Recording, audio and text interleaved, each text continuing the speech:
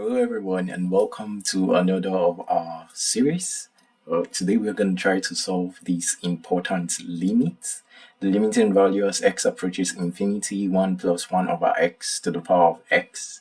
And for most of you mathematics students, or most of you who are familiar with standard limits, the answer to this limit is e. That's the Euler's constant, which is about 2.71828 and so on and so forth.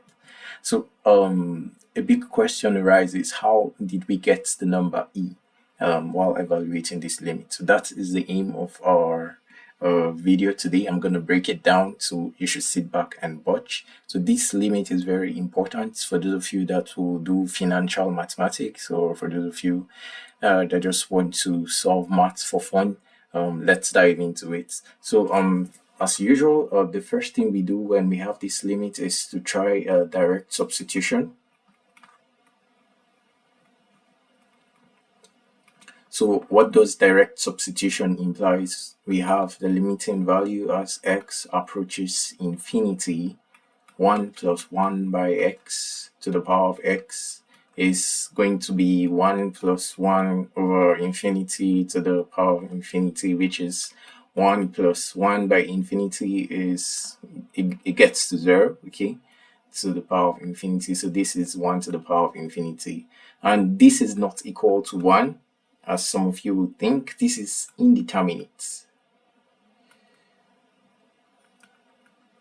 Okay, so these are an indeterminate form. There are several indeterminate forms when you're solving limits. You have 0 over 0, you have infinity over infinity, 1 to the power of infinity, and so on and so forth. So these are indeterminate forms. And the thing is, we cannot actually know the answer of 1 to the power of infinity. So when you do a direct substitution and you get to an indeterminate form, and you can't use direct substitution to arrive at your answer. So we're going to use another special approach to solve this particular limit, and we would hopefully try to get to the answer, which is e over here. So the technique we're going to use is called L'Hopital's theory. Okay.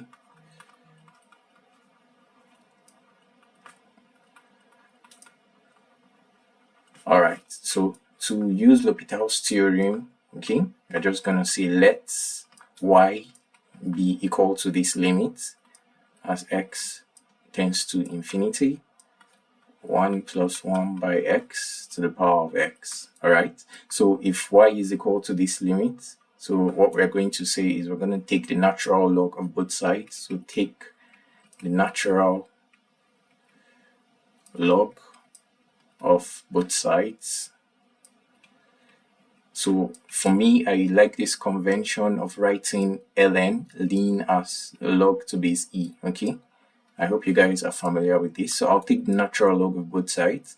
So taking the natural log of both sides gives me ln y is equal to lim as x tends to infinity, ln 1 plus 1 over x to the power of x. So we've taken the natural log of both sides. So after we do this, we're now going to evaluate the right hand side a little bit further. So this is lim as x tends to infinity. So applying the law of logarithms, where we have log a to the power of n is n log a. So this becomes x ln 1 plus 1 over x. All right. So I can still rewrite this in a very simpler way.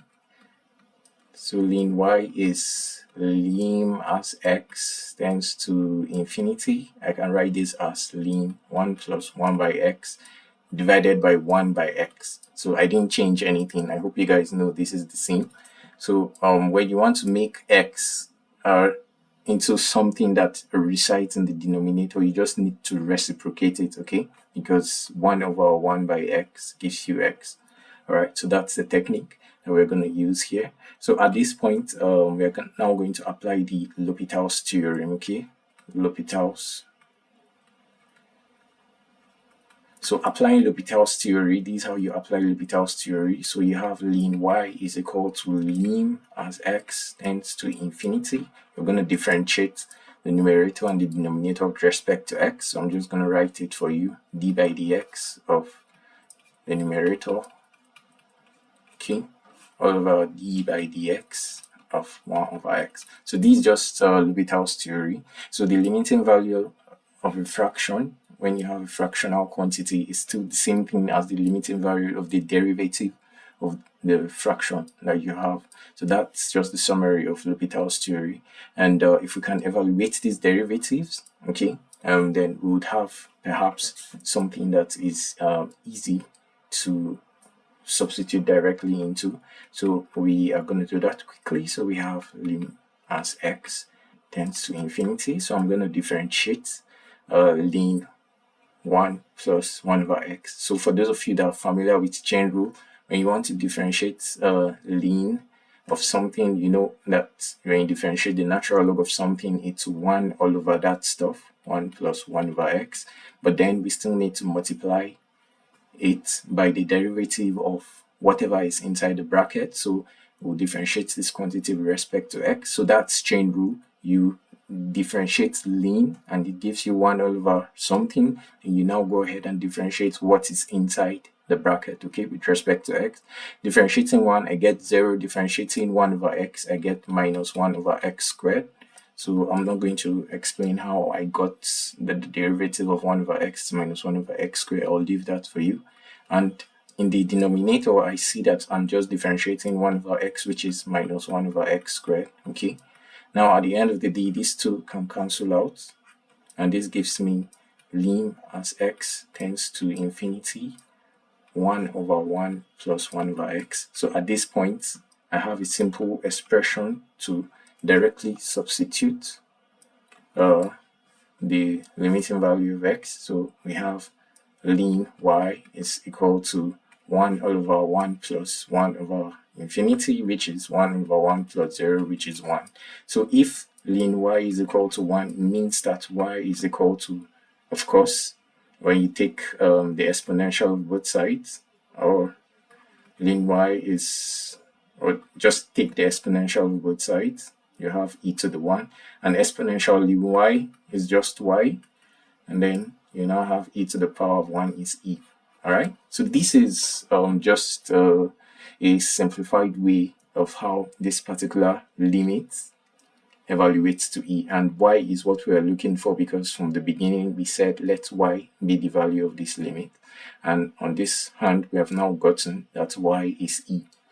Is that okay? So this is how this limit was solved, and there are many explanations that would also guide perhaps a logical reasoning to why this number was approached, but then we're using already existing foundations, okay, by taking the natural logarithm of both sides. We already make things easier for ourselves, and then we apply L'Hopital's rule, and then we arrive at our answer. So our answer y is equal to e, and e is the Euler's constant, or I call it Euler's constant, which is 2.71828, and so on and so forth.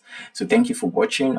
If you're just joining my channel for the first time, please like and subscribe. And from time to time, as a hobby, I solve equations, engineering, mathematics, and some mathematical proofs for students. So you could like and subscribe and share to your folks and to your colleagues. And stay tuned. I hope you learned something. All right, peace out. Take care.